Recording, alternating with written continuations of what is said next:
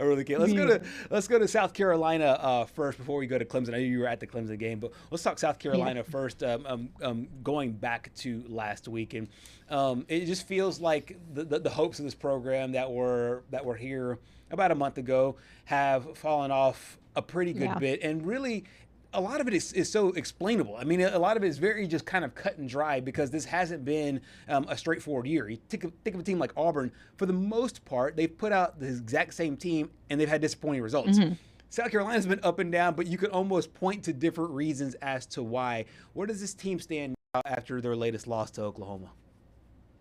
Yeah, well, like you said, the wheels are kind of falling off. They're trying their hardest to get them back on. But like you said, a lot of explainable reasons. I feel like every single week I talk about the O-line, and you're probably tired of it, but it is a real problem. It makes sense, and it's something that they really need to address. And beyond that, injuries have really, really plagued this team. They came into the game with 2 starting offensive linemen out, another who they expect to be out for the entirety of the season at this point. And then they had 3 linemen get hurt during the game. They also had Dylan Stewart get hurt during the game, which really hurt the defense. So injuries and just that struggle on the O-line that has continued to plague this team all season have, just continued to be that thorn in their side.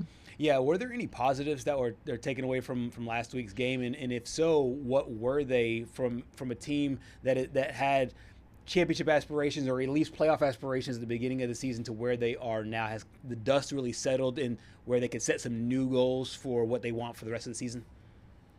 I think the only positive at this point is that they're still trying to figure it out with that change that they made at offensive line coach, going from Lonnie Teasley to Sean Elliott. Obviously, he only has 2 games now under his belt, and so I still think that they're trying to find an adjustment with that. The linemen in their press conferences this week were just talking about the fact that he's a lot more hands-on, a lot more intense, and just brings a different energy to this group. And it's something that hopefully we will see play out on the field in a different way. But in terms of their performance against Oklahoma, I don't know that there's many positives they can take away from that. It was a little bit different against LSU, right, where the run game was at least successful in part, and we were starting to see that identity in the O-line. Last week was a little bit of a different story. They definitely struggled with the run game. They struggled passing the ball. They struggled protecting Lenora Sellers, and so not too many positives to take away from that one. Mariah, South Carolina now sits at 3-4. I mean, what is a realistic projection the rest of the way? Because, I mean, you still have Alabama, you still have Ole Miss, you still have Texas A&M. I mean, the schedule doesn't get any easier. Right. I hate to say it. I hate to be a bummer and a downer here, but these next 3 games are very scary to look at on the schedule. And, if they could pull out at least 1 win, that would be great. Hopefully get to bowl eligibility with, the last 2 games being Coastal Carolina and Clemson. But, playing number 4 Alabama, number 8 Ole Miss, number 3 Texas A&M, it is not looking very pretty. So hopefully they can just try to identify who they are as a team again and just get back to that tough physical group that they were last season, and then maybe we'll see some improvements with the guys that are returning. But I kind of feel at this point we're looking ahead to next season and just at this point just trying to build an identity and playing for pride at this point is a lot of what the team is saying. Yeah, a year ago, South Carolina was one of the better defensive teams in the SEC, and one of the better defensive teams in the country. Obviously, had the SEC Defensive Player of the Year.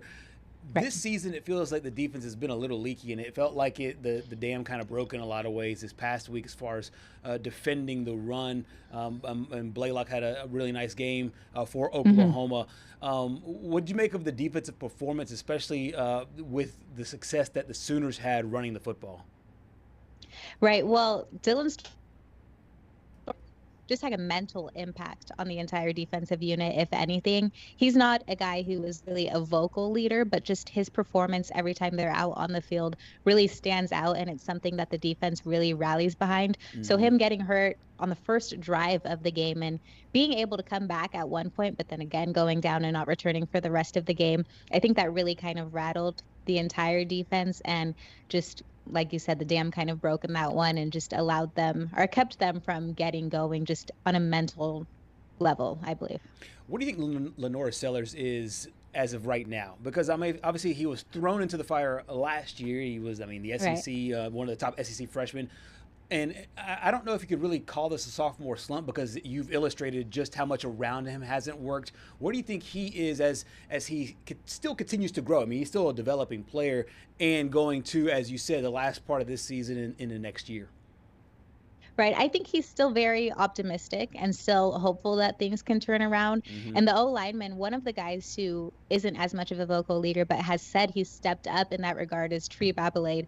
And he said, Lenore's is that guy. We have to treat him like that guy, and we have to protect him and allow him to be who he is. But like I've been saying, just the fact that he's not very protected. He's sacked the second most times in the country, 25 sacks on the season so far. It's hard to get going when that is happening. But I agree, it's really hard to call it a slump when we still know his potential, but there are just so many moving parts around him and just such a lack of consistency. It's really hard to get going. Yeah. But it's also hard to deny the talent that he is and that he has. For Coach Shane Beamer, what do you think his message is for these next few games moving forward? Because I think if you're a coach in these kind of situations, it's really tricky because you're trying to keep your guys focused, and at the same time, that in 3 months from now, that transfer portal will open, and there will be a lot of talk, a lot of sweet talk from people from the outside of the building about being able to change their circumstances or the grass is greener elsewhere. How do you think he handles this last few weeks of the season, as there's a lot of talk from the outside, given the fact that they had such high expectations going into the year? Well, something that he brought up during the press conference the other day is they have a emblem outside of their locker room that says, starve your distractions, feed your focus. And so he is just trying to shut out all of the outside noise. And like I said, at this point, they're all just playing for pride and just wanting to grow and develop. He talked about freshmen coming into his office for conversations and just saying, what can I do? How can I help this team? How can I play better? And so he is a really likable guy. He's somebody that a lot of these players want to play for and want to do well for. And so I think they're just continuing to try to develop.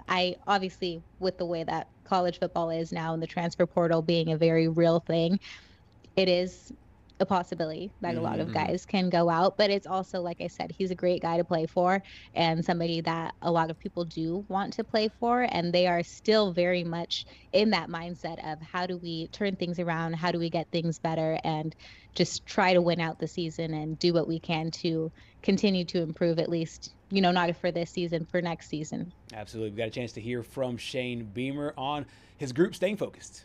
When our players walk out of the locker room each and every day, they see a sign on the door of the locker room that's there permanently that says, starve your distractions, feed your focus. And I love that. I mean, starve your distractions, all the things that are cluttering your mind, and feed your focus. And we're 3-4 right now. Nobody's happy, but nobody's coming to save us. What we have on this team is what we are right now. One of the things that you brought up earlier, and I thought was really telling, is the fact that people still like him, people still want to play for him. As we spin this thing forward, and another powerhouse team comes to Williams-Brice Stadium this week in Alabama, what's the message for this team, and what are some of the ways that you think that they will target as far as execution going into this matchup? Well, he said he had a lot to say about quarterback Ty Simpson and just how well he's been playing. They obviously have to do their best to contain him. He also talked about Alabama's time of possession and how they've really just controlled that throughout the entire season. It's an area where South Carolina has really struggled. We've seen them go on the field and have many 3-and-outs, many even, successful first attempts on a pass. Maybe they'll go 11, 12 yards on, the first carry or first throw of the game, and then they get sacked or they have a run for a loss or, whatever happens. And so they've just talked about trying to be consistent, limit Alabama's time of possession, and get after Simpson because he, is obviously playing the way he is and is one of the leading quarterbacks in the nation right now. So just trying to attack that and continue to fix these issues that have come up every single week of the season so far. Absolutely. Let's flip the page over to Clemson. You got a chance to go to their game against SMU. We were talking during the break. That was a little a little different experience for you. A little tricky. But put a bow on what you saw there from the Tigers and the Mustangs. Yeah, well, we were talking last week about what the crowd is like now that, some alcohol is being sold at the stadium and how that may change things. may or may not have heard some threats being made. Whoa! I heard a lot of, there was a little bit of a riot going on. There were definitely not happy fans with the way that Christopher Vezina was playing, but it's really hard to say that it was his fault. I think overall, when you look at the stats, he did play well, especially for it being his first college start. Yeah, give the kid a break. Cade Klubnik was out. I mean, yeah, well, there was actually one point where another quarterback came in for one play and the entire crowd applauded, cheered. Wow. And then Vezina came back in. And, I imagine how difficult that was for him in that moment to just come back in when you know that the crowd isn't behind you anymore. And it can be tough to play at a place like Clemson where the crowd and the fans are so intense like that. But overall, I think the defense played well early on in the game, and I don't know if they just gassed out or if SMU figured out what they were doing and figured out a way around it. But it definitely was a slow start for the Tigers, and they were never fully out of it. Right. But SMU, obviously, the way that they've been playing, haven't lost an ACC regular season game in their entire time being in the ACC. So it was a tough one for them for sure. But Dabo, I don't know if you've heard the press conferences, but he said, we will win a championship again. It's not over at Clemson. We'll return to winning. So, I mean, we'll see when it happens. I'm a noted ACC guy on this show.